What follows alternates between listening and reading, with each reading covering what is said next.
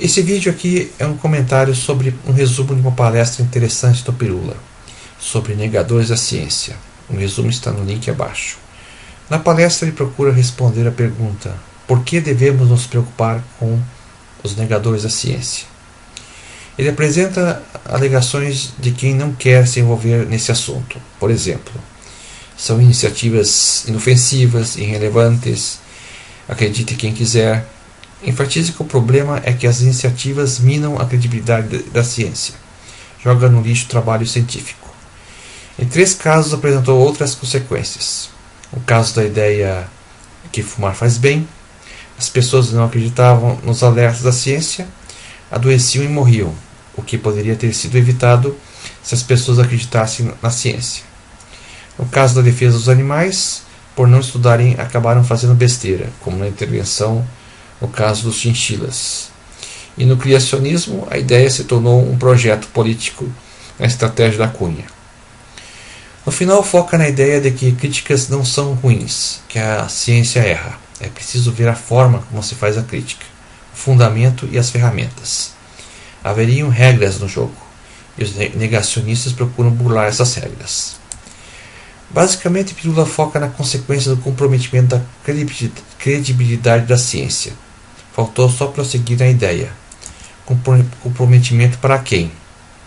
Ele, a plateia e eu não tivemos nossa credibilidade na ciência comprometida com estas iniciativas. Pelo contrário, ao burlarem as regras do método científico, tiveram sua credibilidade comprometida perante esse público. A pergunta seria: por que existem pessoas que têm a credibilidade na ciência comprometida com esses discursos? Alguém poderia dizer que a resposta a essa questão está bem no início, quando ele fala das motivações para negar a ciência. As motivações poderiam ser religiosas, ideológicas, econômicas, vaidade, emocional, ética, ignorância, preguiça, trollagem e zoeira. Porém, grande parte delas são motivações para ser um ativista, na opinião pseudociência. São motivos para que um cidadão produza discursos pseudocientíficos.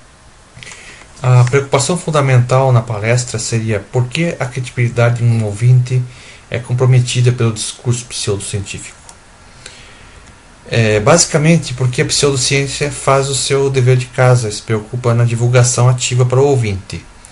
A divulgação na ciência está muito confundida com a divulgação dos resultados da ciência, que são importantes. Por exemplo, acharam fósseis X ou a partícula Y.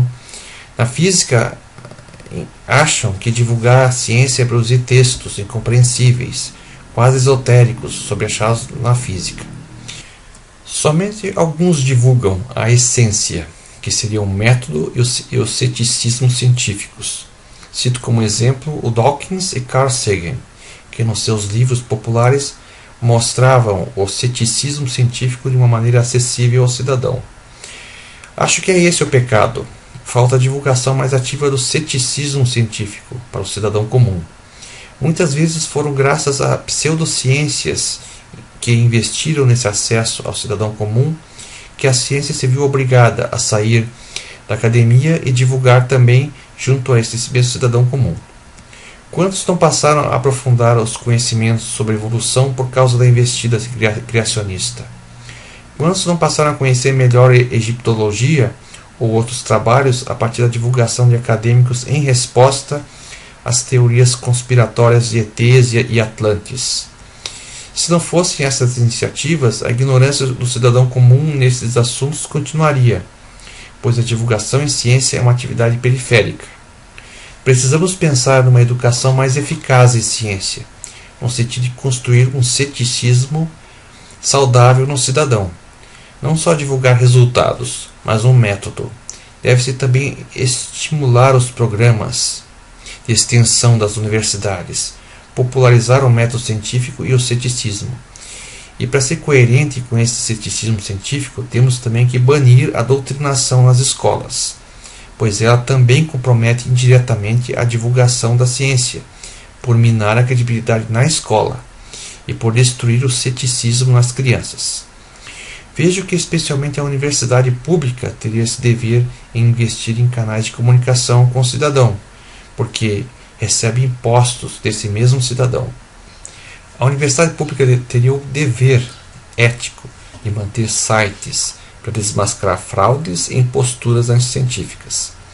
Deviam promover revistas online de divulgação científica e do ceticismo, e manter canais abertos de perguntas para a academia por parte do cidadão. A academia devia ter mais iniciativa, como os pseudocientistas têm, no acesso ao cidadão, para depois não ficarem lamentando pelos mesmos pseudocientistas terem feito o seu dever de casa nesse sentido.